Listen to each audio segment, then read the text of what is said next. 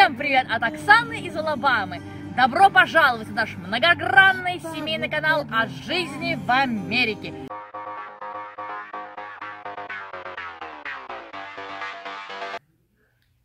Привет. Oh, my cat likes ТАРАС. That's good. Yes.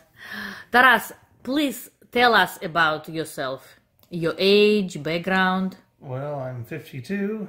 I've been born and raised in America, but my father is from Ukraine, and his parents are Ukrainian and Russian. So I'm half Ukrainian, half Russian on my father's side, and my mother's family is American. When did your father come to the United States? Well, my father came to the United States in the early 60s, shortly after the Cuban Missile Crisis. Did he speak Russian in the house? He did speak some Russian. Well, actually, he spoke fluent Russian in the house and fluent Ukrainian. He also spoke Spanish and English. So when I was growing up, I knew he knew 5 languages. Please tell us, what do you think about Trump? Trump. Well, considering the circumstances, I thought he was the best choice. Though to be honest, I think there are better people than him, you know, for the job as president. But I did not want to vote for Hillary Clinton, knowing the state of health she's in, for one, and two, knowing who she stands for. I just couldn't accept that. Please tell us about what's going on, what your opinion about what's going on the news about the double agent. Hard to say, but I just don't see what Russia would gain from using a nerve agent or any kind of poison like that, considering it could be anybody who could have come into contact with it.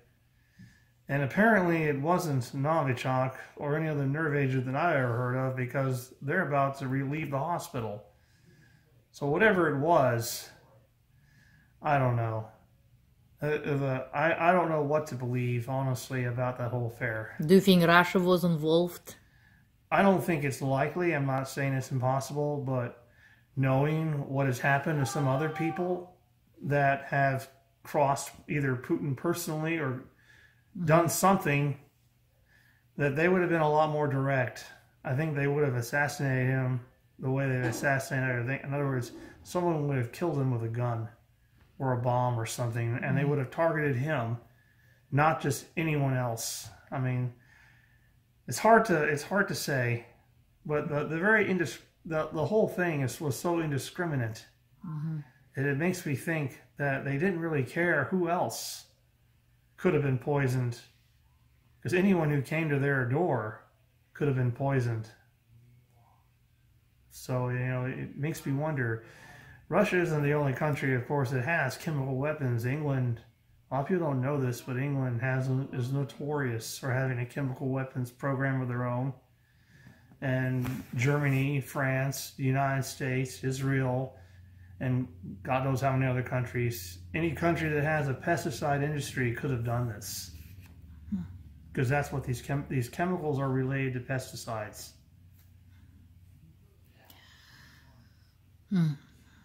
Taras, you have such a unique name. Well, unique for America anyway. Yes, but how did you live all your life with such a unique name? I mean, it's nothing for me to be ashamed of, and I'm not ashamed of it, especially when I learned more about the history of Ukraine and Russia, and I came to see it for what it was. But when I was a child, though, I was just teased all the time, and I didn't appreciate it, as you can well imagine. So, I mean, I have a little bit different view about it now. I give people the choice. You can either call me by my first name, or if that's too difficult for you, just call me by my middle name. Please tell us about your job. Well, I'm a marine electrician. I build ships for the U.S. Navy. So, not really a whole lot to tell. How many hours you have to work? I work full time. So that's 40 hours plus. Sometimes I work 7-10, 7-12s. It pays better than most jobs around here in this area, and it's not for everyone, but it is skilled work. When you say that it's not for everyone, what exactly do you mean? Well, if you can't deal with heat, dust, noise, and you don't have the physical strength to do it, to carry heavy objects around all day, then I don't recommend it. Also, you have to be used to closed-in places, and you have to be able to handle working at heights. If heights bother you, then you definitely do not want to do some electrical jobs, because I've worked 50 feet in the air. That's dragging cables. Dragging cables. People sometimes like to know what Americans think about Russians or Russian women. I don't know. Some people, I would say from my own experience, there are definitely some people that are hostile to Russia and Russians, but there are a lot of people here who are not. I guess it really depends on who you ask. You probably have the same thing in Russia too.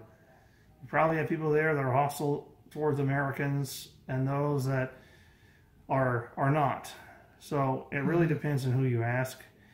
I work with people, some of which, well, I know they're not exactly not fans of Russia or Russians. You have this everywhere, and I think some people do. They believe everything that television tells them, but I know not everyone does. I personally don't.